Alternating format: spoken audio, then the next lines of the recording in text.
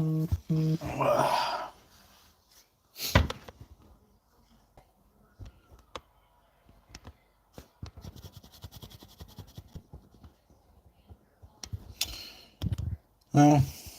how we doing, folks?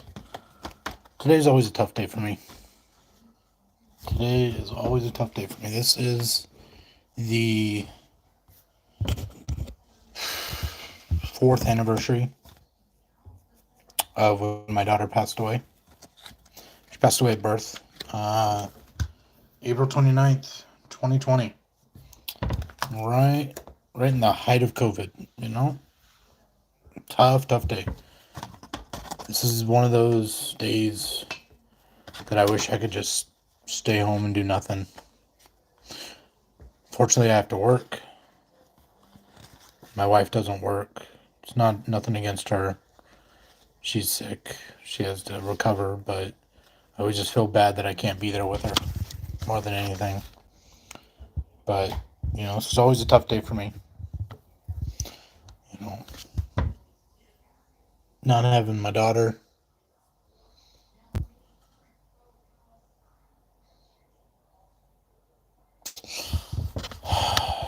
People,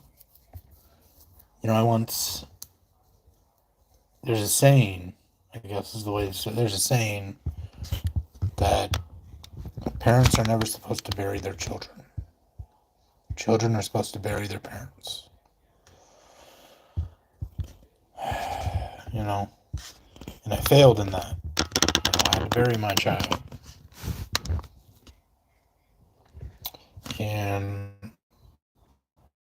it was probably the worst day of my life, I remember vividly. I remember it vividly. Like without any fail, that entire day. Woke up, my wife is 8.5 months pregnant. We had just gone to the doctor like 3 days ago, and the doctor's like, well, you're dilated. We're going to have to wait. We need to wait until your water breaks. When that happens, make your way to the hospital, and it'll be time to go. It'll be time to do everything we need to do. Well, I remember I had work that night. So at that time I worked at an ER for night shift. And that was my job. That was what I did. And I had a shift that night. And I remember it so vividly. Like, as I'm getting ready to leave, I, went to go kiss my wife, who was sitting there, night belly and all, 8.5 months pregnant.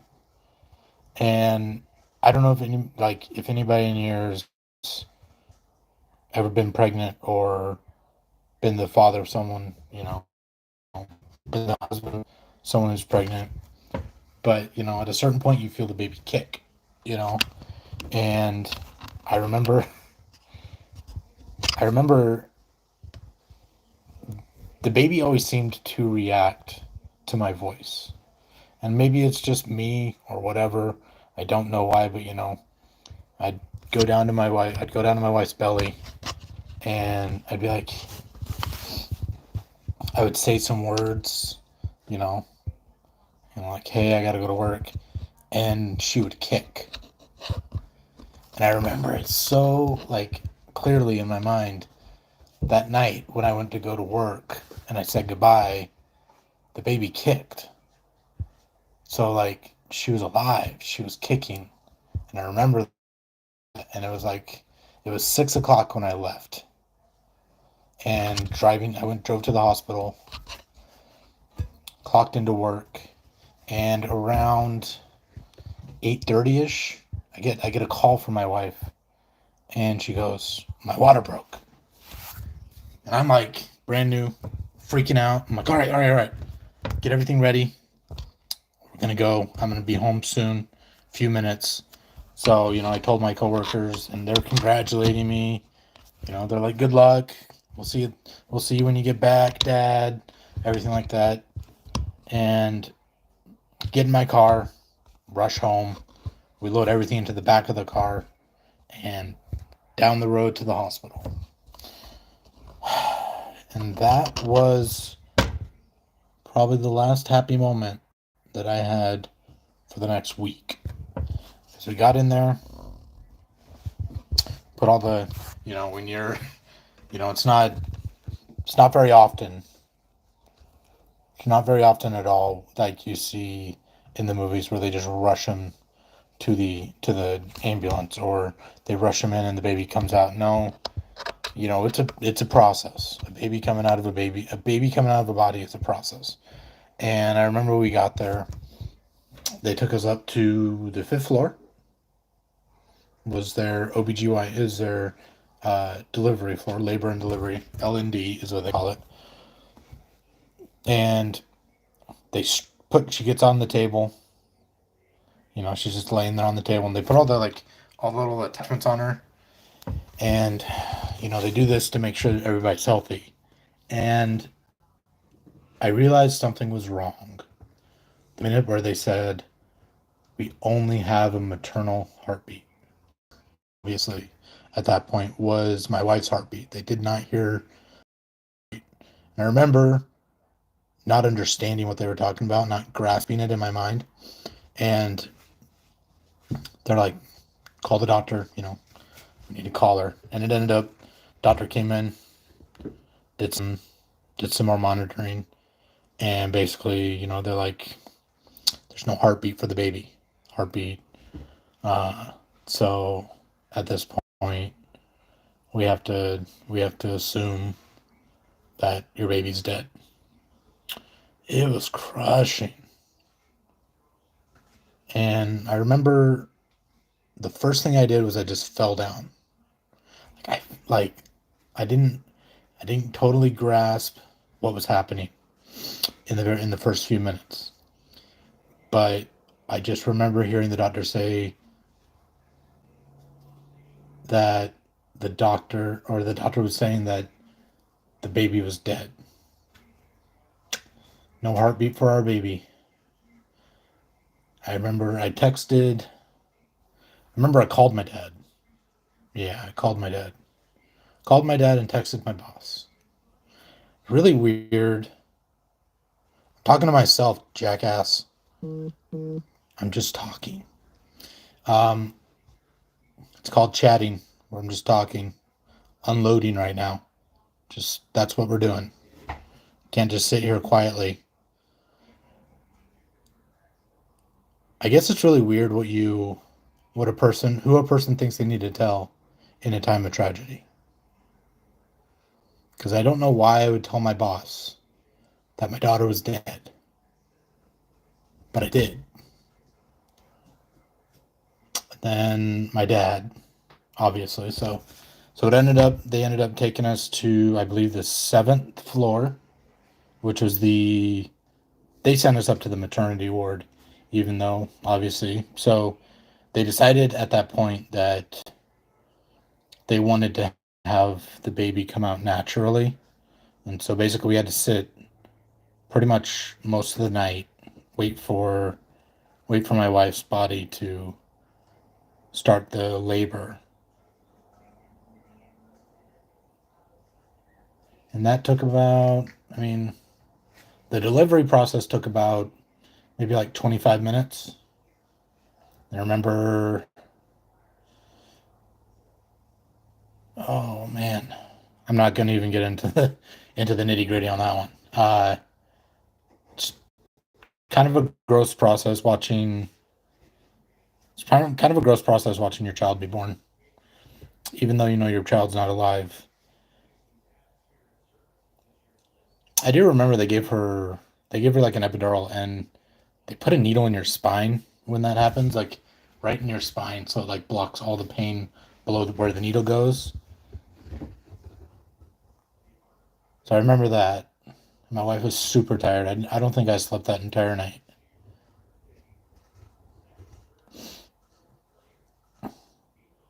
And then they offered to do an autopsy. We told them no. We didn't want to put my daughter through that anymore. Even though, I mean, it's like when you look back at it, you're like, well, your daughter's dead. Why would you not want an autopsy? Why would the feeling? Well, I mean, at that point, you're not really making decisions based on your the what is it? You're not really making decisions based on the rational part in your brain. You're basically at that point fully on emotional mode where you're making decisions based on how you feel. And my wife and I both felt we did not want to have an autopsy for our baby. It was obvious that she had had some sort of infection, and you know, the fragility of life. Babies have no immune system. They have the immune system of the mother that while they're while they're in the womb, but once they're born, they don't have that. And if you don't catch infections, when the baby's in the womb, that is what is gonna happen.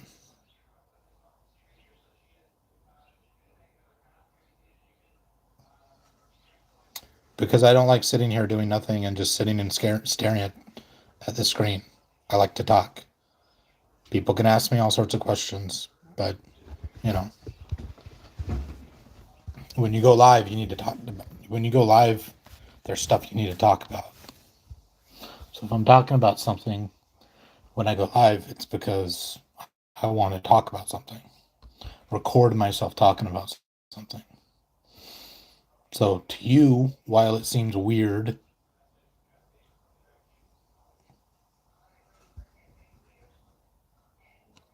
never told you my wife left me, you idiot. I'm still married. I'm talking about my daughter that died, not my wife that left me. Okay. So try to pay attention. Try not to talk randomly. Okay. That's what I'm talking about right now. That's why I want to talk. That's why I want to go live. Today is the anniversary of my daughter's death 4 years ago during birth. You know, it's an emotional day for me. And I have to work all day because my wife is sick at home and has to recover from a surgery that she had. So, I know that people think it's cute to come into chats, but, if you're listening to the story, you would know that.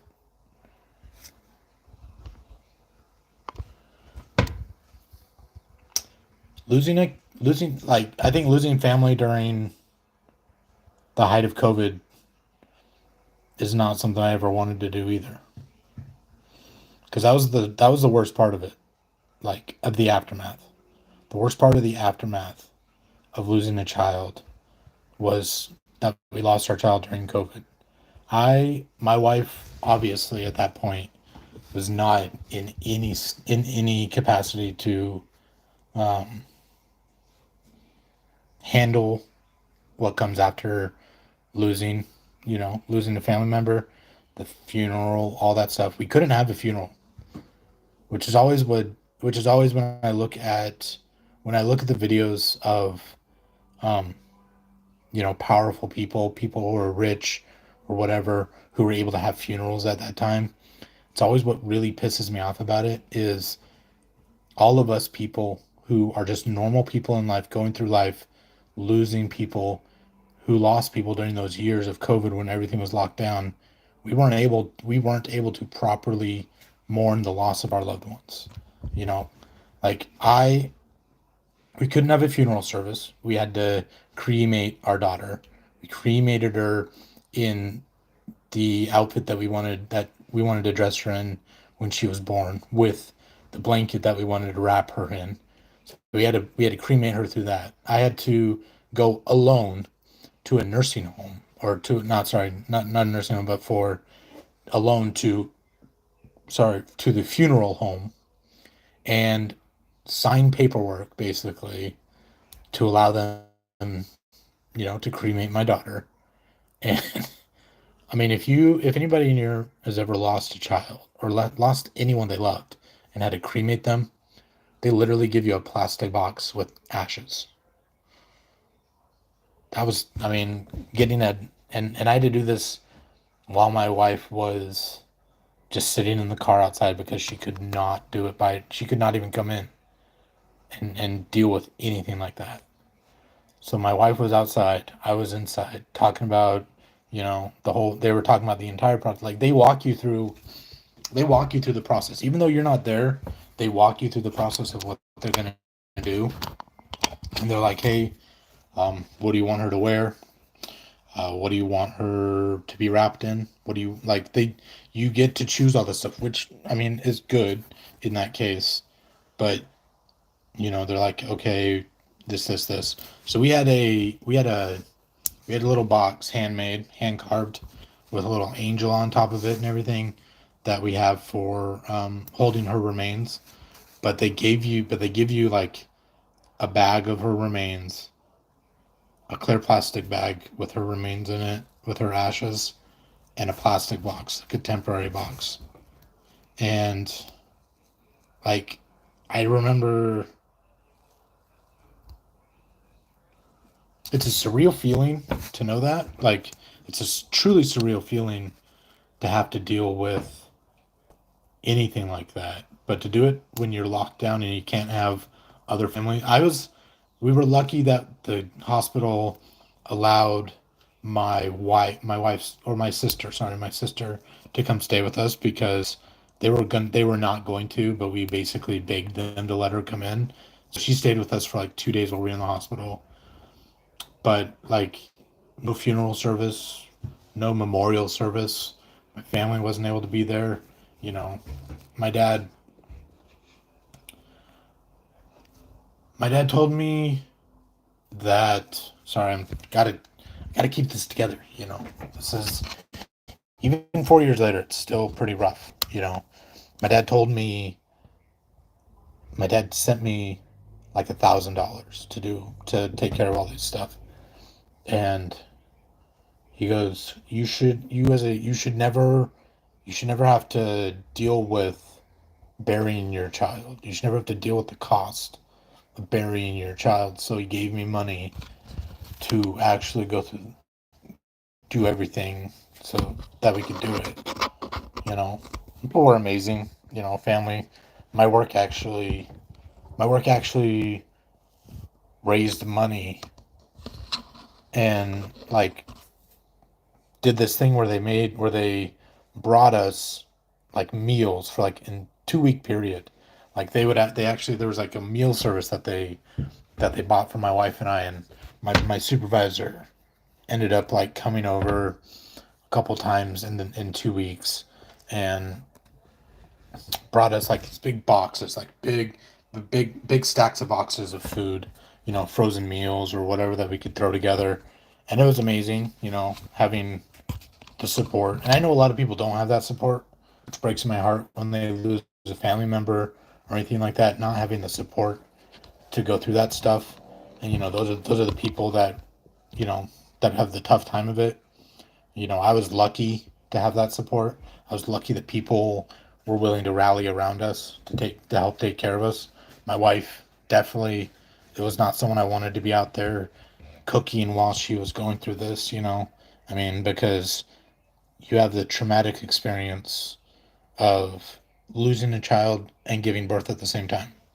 And the roughest part of the process, my wife, through the entire thing, through the entire process of labor, um, she she kept hope that the baby was still alive. Like, she didn't want to believe that our baby had passed away because she is ever the optimist, ever the faithful one. That's where she was. Like, she wanted to believe that our baby was still alive. And up until the moment where our daughter was lifeless in my hands after she came out, my wife asked me the question. She goes, "Is she alive?" And I had to look at her and I had to shake my head. I said, "No, love, she's not."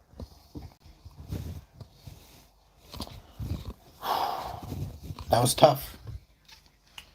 That was tough.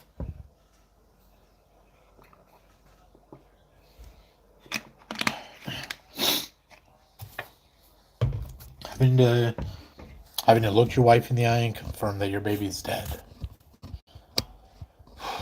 And I mean, when my wife told me, you know, I've never, I was never like very good.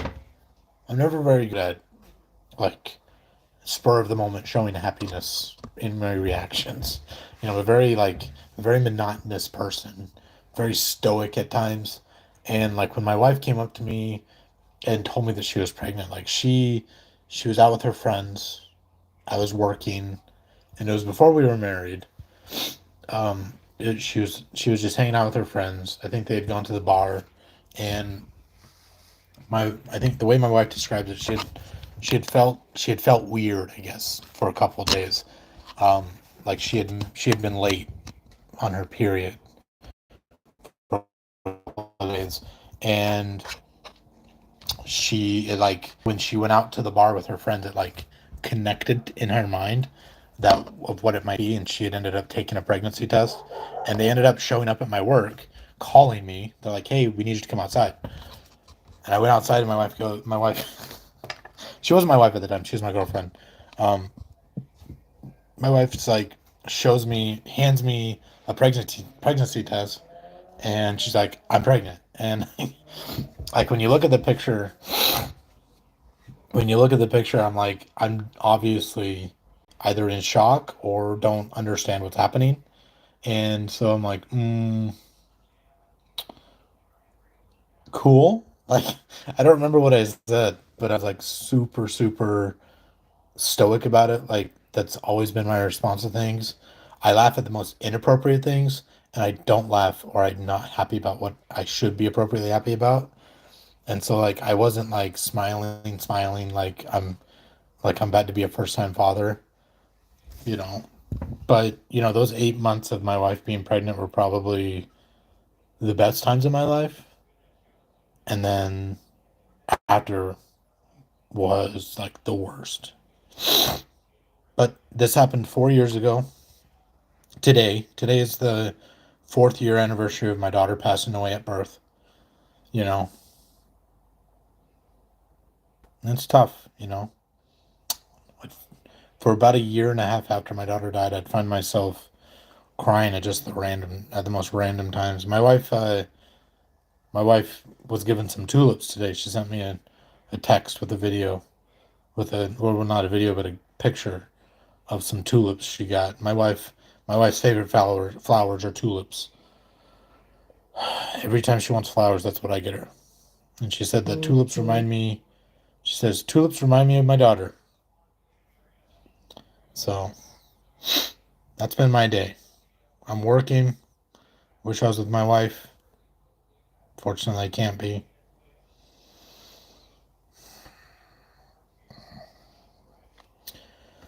Oh, so much going on in the world.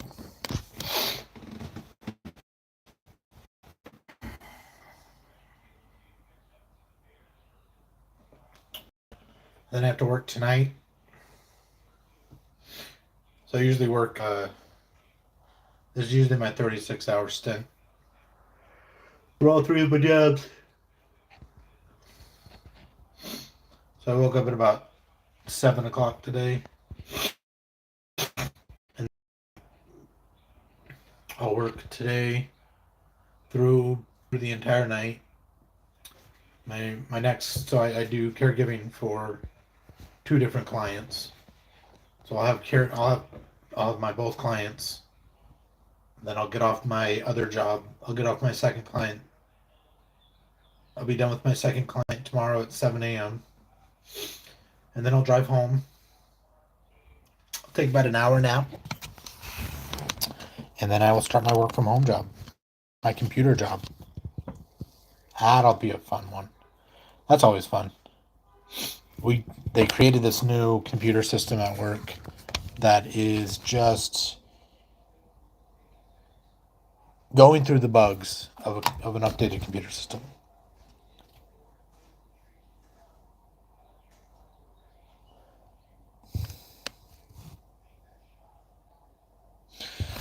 Oh, my wife sent me a text. She said,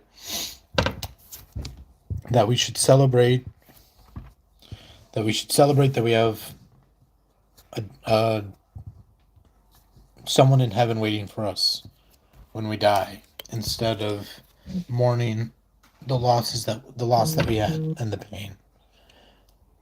And I read that text and I realize that I've done nothing to deserve to have such an amazing wife.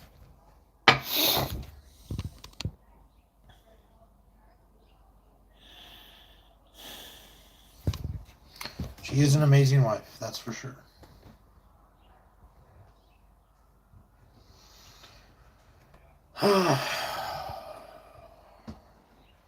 I randomly cried today. First time in a long time.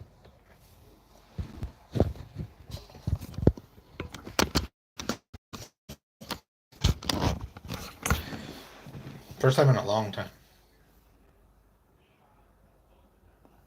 I work like 7 days a week. And, today's the one day I probably should have had off. Or at least tonight. I was kind of hoping I wouldn't have to work tonight. But no such luck. They gave me a call, said I need to be there. The client that I have is being discharged from the hospital and needs someone there overnight. So I have to deal with that tonight. I wish, like I keep saying, I keep saying it, but I'm not going to stop wishing it. But I wish I was home right now with my wife, taking her out to dinner or something. I don't know. But not being there with my wife is definitely difficult, for sure.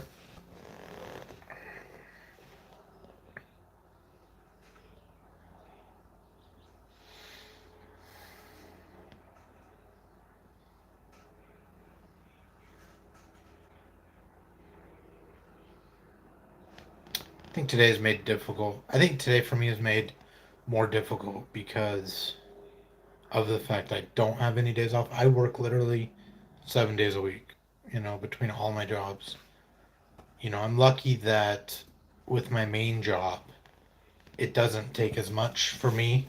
I don't have to work until like 9 a.m. and I work until 5:30 p.m. But, I used to have to work 7 days a week where I'd wake up at like 6 every morning. And that was tough.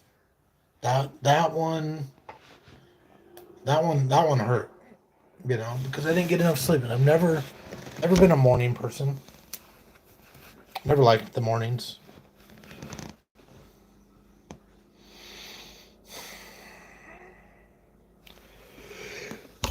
So working at working at what? Working at 9 means I don't I don't usually get away. I don't have to usually get up until like 8:30. Lately I've been waking up a little earlier because my back hurts. But being able to work at 9 o'clock, I think, is what is preventing my burnout. I, Normally I'd be burned out. When I did 7 days a week before, I did it about a year and a half ago.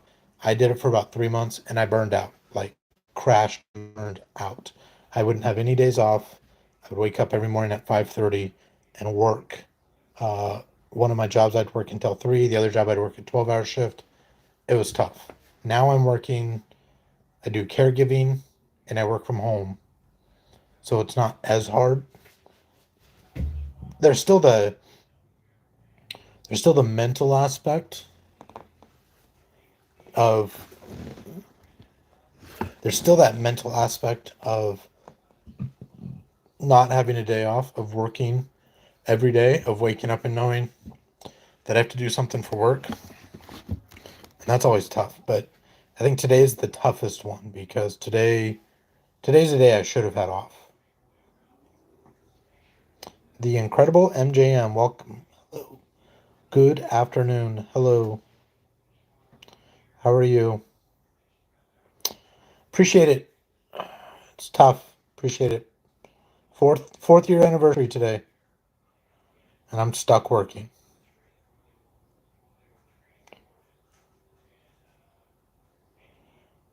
How are you today? I keep saying to myself I should have taken the day off of work. But someone also was like, well, you can't really.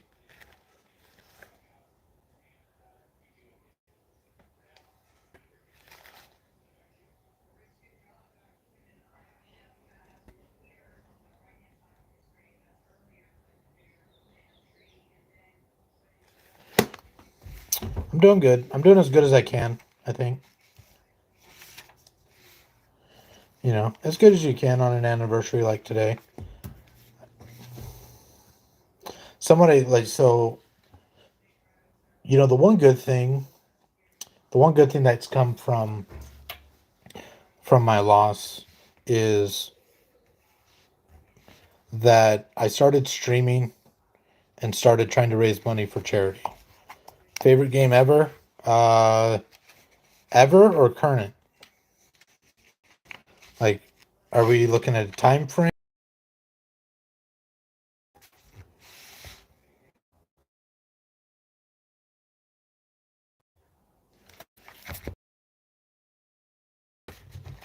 You know, it's gonna sound funny. There's a game that was early released in February, um, that is letting me kind of like just relax. And it's called Supermarket Simulator. It's the strangest thing. Like my mind, because I work 7 days a week, there's times where I just don't want to think about stuff. And so I'll play Supermarket Simulator and like I'll put my object like I will I will like set myself an objective for the day that I'm playing. Like, hey, I want to get enough money to expand my store or expand my storage, and just working towards that without having to like think about a storyline or massive choices. So like, I think the game I play the most, I play games in the Resident Evil series most though. I stream Resident Evil.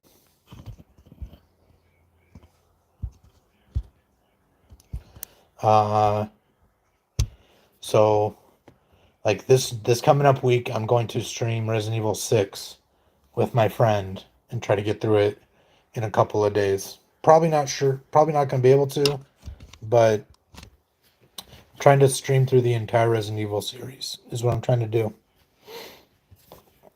Make sure you smash a like on this video. Helps the algorithm, gets more people involved, by the way. If anybody doesn't if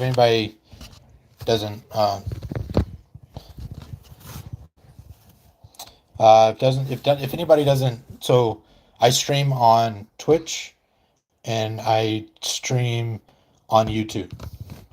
So usually, right now, currently I stream. Thank you, by the way. Right now, I currently stream on Wednesdays and Thursdays. Wednesday and Thursday at like 6:30 Pacific Standard Time, and basically that's the 2 days that I can stream now, and I multi-stream on Twitch and on YouTube. So, you know, if you want to mark it on your calendar, mark notifications for when I go live, that you could show up. By the way, like I said, if people don't realize it, if you're not a content creator, if you're not doing that, if you just watch YouTube, when you click if you click the like button on the videos, it's what tells the algorithm to push it out to more people.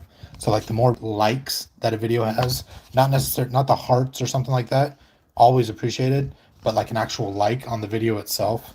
If you click on that, it pushes it out to more people on the algorithm, which is something that people's like more interaction.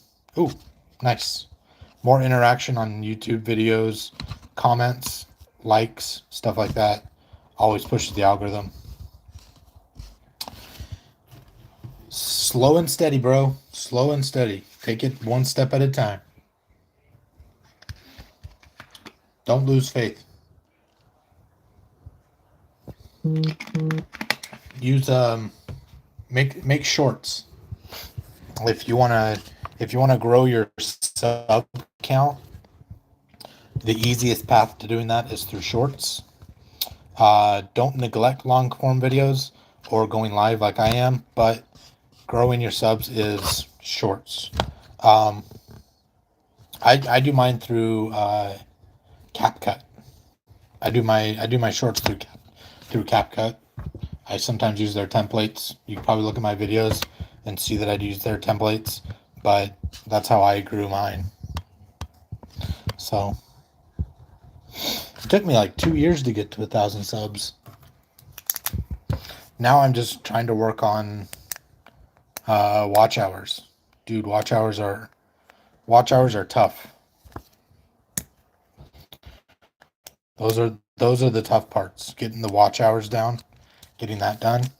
Like that's why I do these little lives, and that's why I multi-stream, because I need watch hours. I usually stream about 4 to 5 hours when I do stream though. So if I get like 3 or 4 people in my YouTubes, then it's a decent amount that can sit there and give me some hours. That's the thing. Getting watch hours, doing that stuff. It's a constant work in progress. It's hard. It's hard because I work 7 days a week. Well,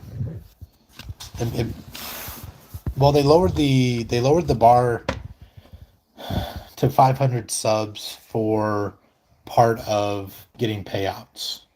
I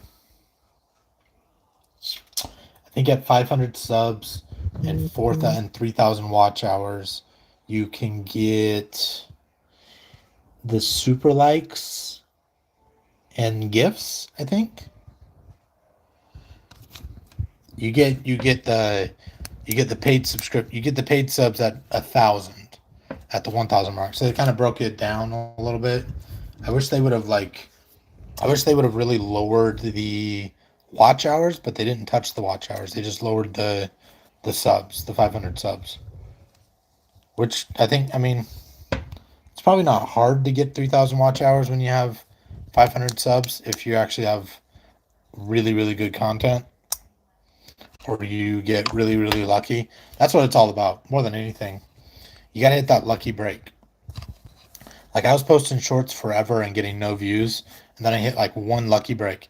It's the same thing on TikTok. When I was trying to grow and get 1,000 followers on TikTok to go live, I was posting videos of drone footage from Ukraine, and I would just post a video a day, react to some videos, all sorts of stuff. And it just took one like really, really lucky video that got like 40,000 views. No, 70,000 views. I got like 70,000 views, and then boom, off to the races. I went from 320 followers to like 1,000 in a month. It was a crazy growth. You just gotta hit that like lucky. You gotta hit that lucky little spot. Like that's what it's all about, right? Like if you're streaming, you have to get lucky. Like if you hit that one lucky time where some random big streamer comes across your channel and dumps 1,000 person raid on you on Twitch, you gotta hit that lucky. Like you gotta hit that one lucky spot, one little thing.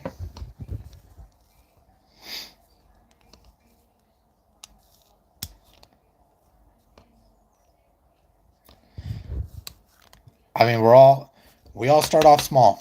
That's all I gotta say. I don't have like about 3,000 is my average view. Like I said, working so much has really cut back on my ability to post videos, which is why I'm doing these things right here. Is at least this gets me a little bit of content out there, a little bit of a little bit of stuff out there. But when it comes to YouTube, my goal is to at least get one of the YouTube buttons. I want to get 100K subs. That's what I want. That's my that if I could do one thing in as a YouTube, I want that button. I want that 100K button to sit behind me on a wall as I'm streaming or making a video, and it's like right there. And I'm like, there you go, guys. Got 100,000. And if you have 100,000 subs, you're almost certainly monetized. My goal this year was to get monetized. I don't know if I'll make it. It's been tough getting views because it's always tough. There's so many people on YouTube, and with the potential ban of TikTok, it's going to be even tougher, I think, because you're going to see a lot of people move over to YouTube who are on TikTok and bring their followers and kind of dilute the field even more. Um, I've liked a couple of anime, but not very much. I never really did like truly get into anime. My wife likes anime. She watches anime all the time. When she ran out of Korean drama, she started to watch anime. So I woke up one day and had a notification on my phone that somebody had started a subscription to Crunchyroll on my Amazon, and I was like, I don't remember doing this. And I was like, love, did you start? Did you do Crunchyroll? She goes, yeah. I'm like, okay, that's fine. But I mean, I probably should watch some. Watched a little bit of Gundam. Uh, I'm like really huge into the zombie genre.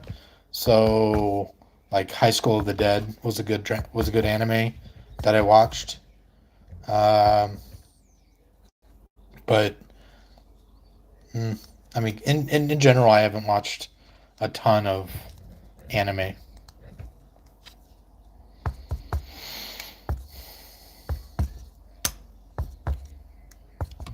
I've noticed there's some. I've noticed there is quite an extensive list of anime on Netflix. I don't know if that's like a recent thing, or if it's something that carried over from my wife's Netflix account onto mine, because she has her own like I have mine and then she has hers, and I don't know if it's like something that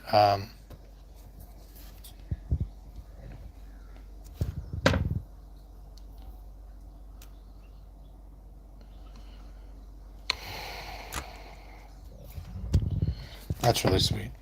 Um, I have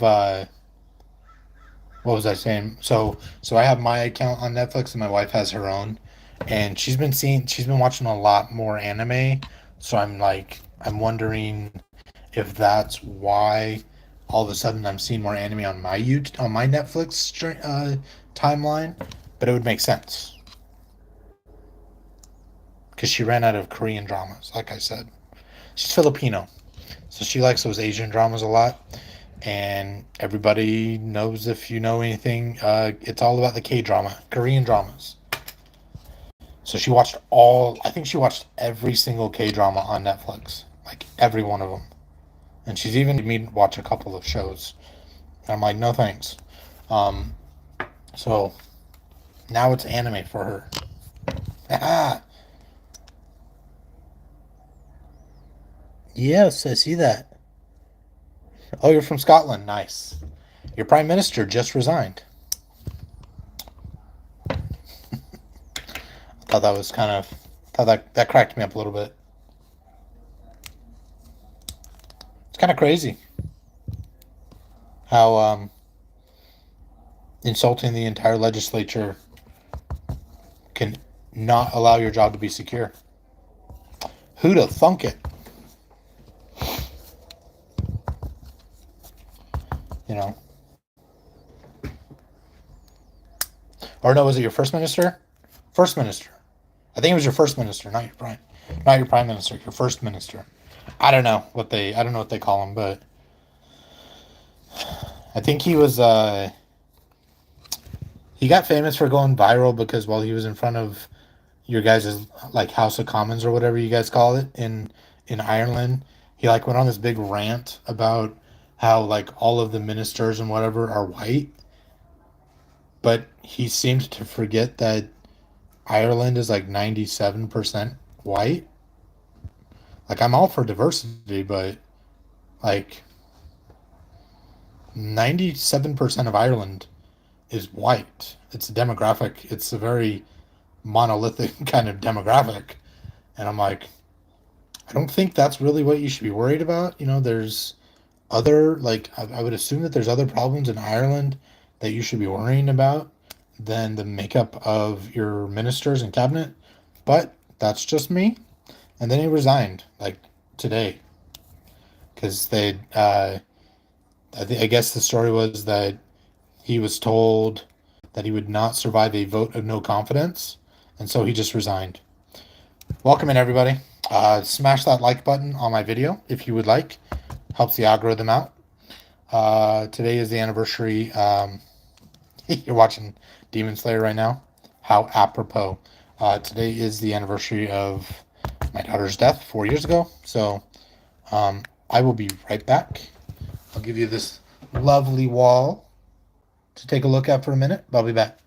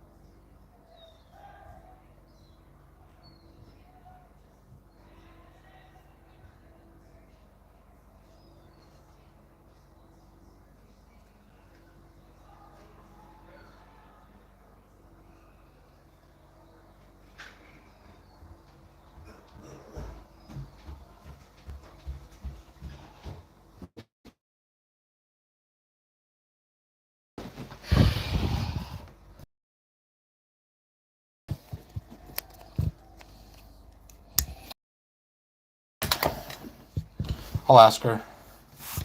I'll ask her if she has. Some stuff she doesn't like. I can't go to the movies anymore because the movies I like are not the movies she likes, and she doesn't like me to go anywhere alone. She always wants me to go with her places. So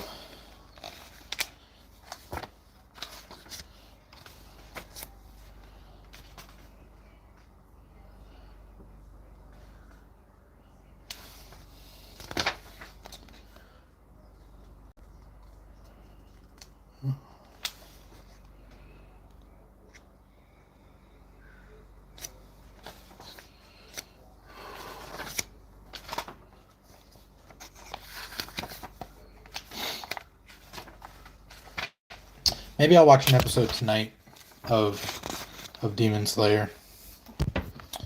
Because, I mean, like I said, I got my other job. I'll be there all night. I can certainly do it.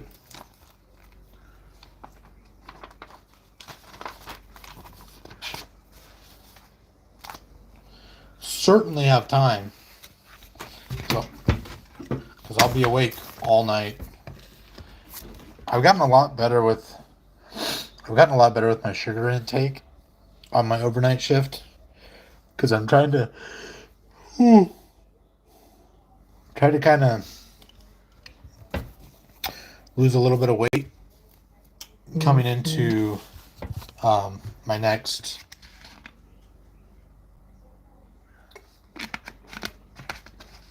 month, because on May 19th is my birthday. Yay, 36. Or 37.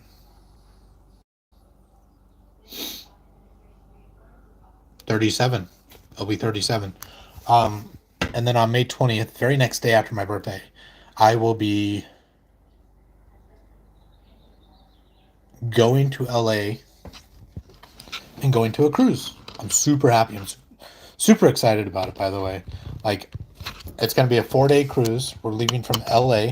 I live in SoCal, so I don't have to fly. So there's money that I don't have to spend on a ticket for an airline or a hotel. I'm going to be leaving my house, driving over to the cruise terminal, probably sometime mid-morning, I would think.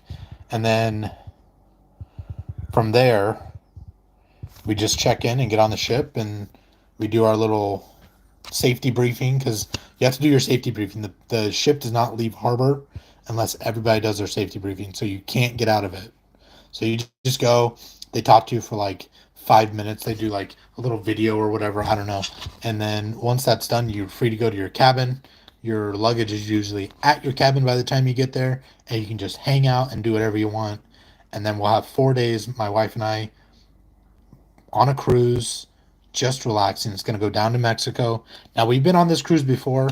The purpose of this cruise, more than anything, I need a haircut, by the way, guys. Gosh, my hair's too long. The purpose of this cruise isn't to actually do any excursions. We're just going to relax. We might not even leave the boat for the entire 4 days. We're just going to relax and do nothing and just eat free food, drinks, and just hang out.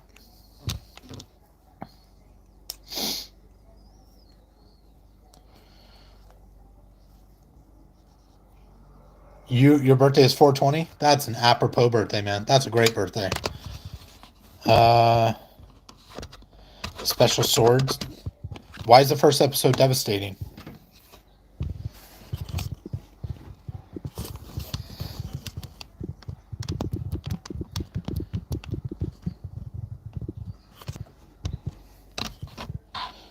Ugh. Oh, in America, 4/20 is smoking weed day. So it's like an impromptu holiday for potheads, people who smoke weed. I don't know why. Never bothered to learn why, but it's just the way it is. So, yeah. Oh, this light's terrible. This lighting is terrible. I guess I will find out. I'll watch the episode and then we'll talk about it. How about that? I'll watch the episode and then we'll talk about it. We'll just be like, all right, what's it about? Perfect. What did...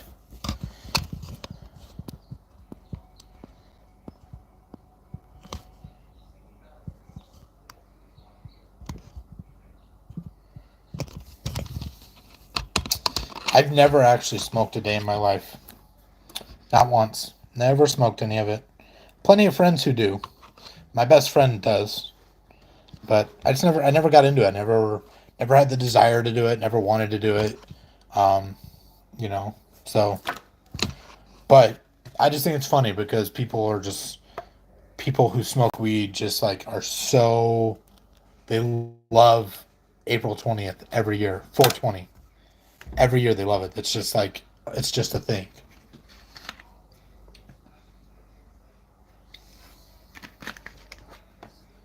And again, I don't know why. Couldn't tell you. But it is what it is.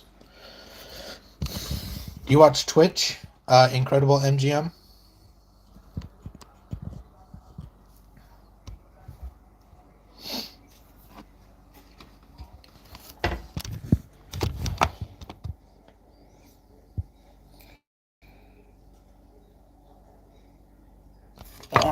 Do you stream on Twitch?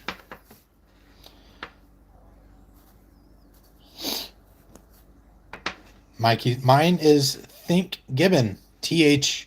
So if you go to Twitch right now, it doesn't let me. I'm doing this on mobile, so it doesn't let me actually type in here. I wish it did.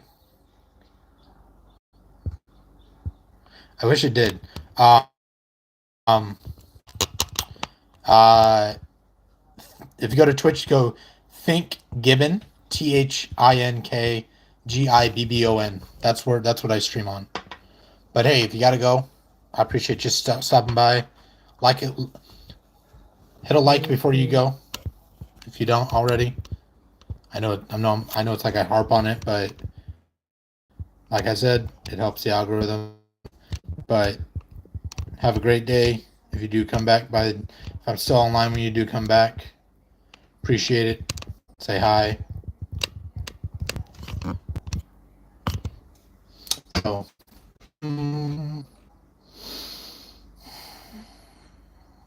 man, my niece, my cousin, she's so beautiful. My cousin's baby, so beautiful. Oh, sometimes it's tough, you know.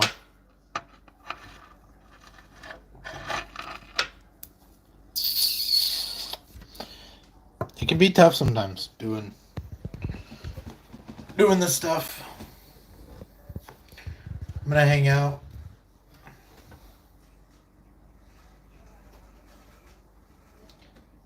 Oh, an NSAID in.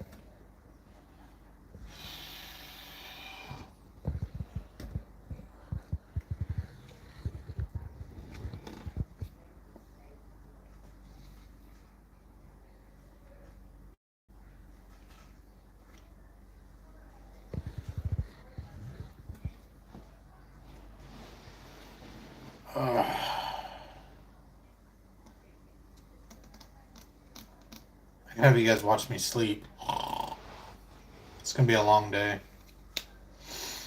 think I relieve my in-laws is who I relieve.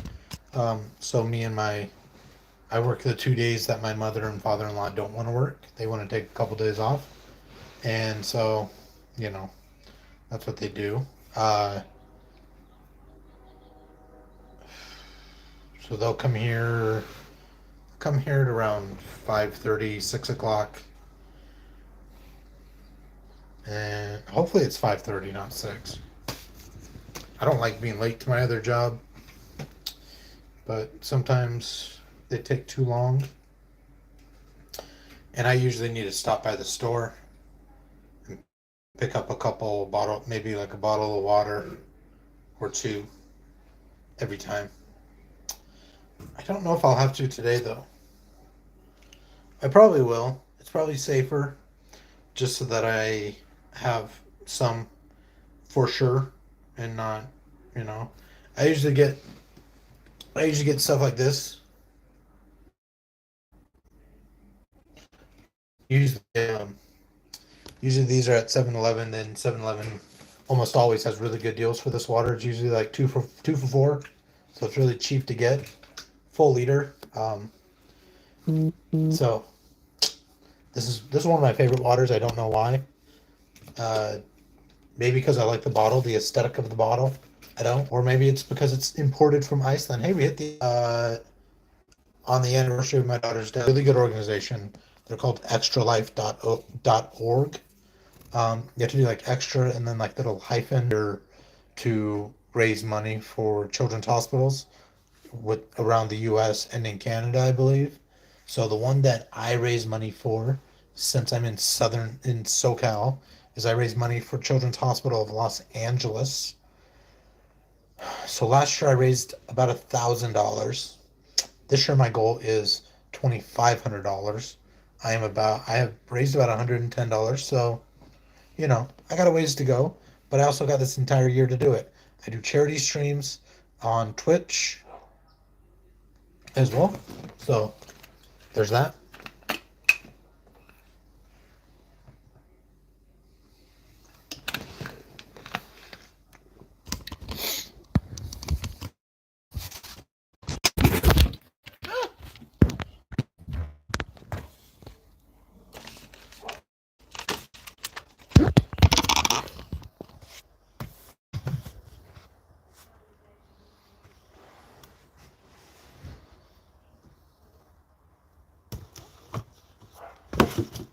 A water bottle.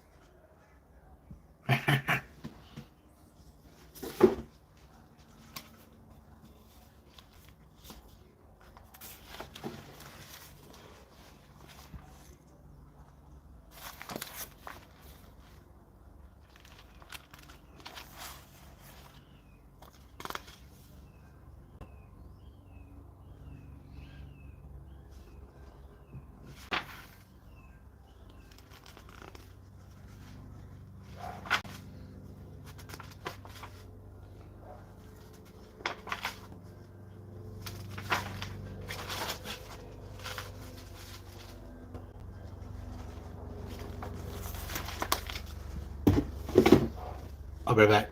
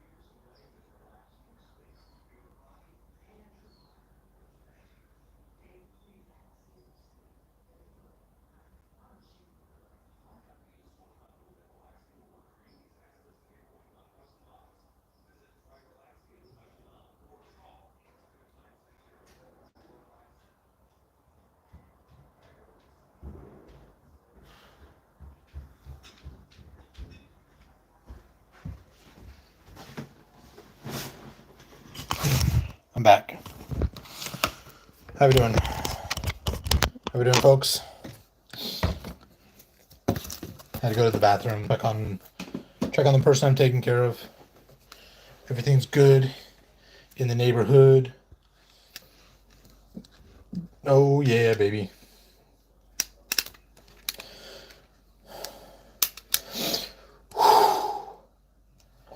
Going up and downstairs. It's not in shape anymore. I need to start running is what I need to do. I need to start actually like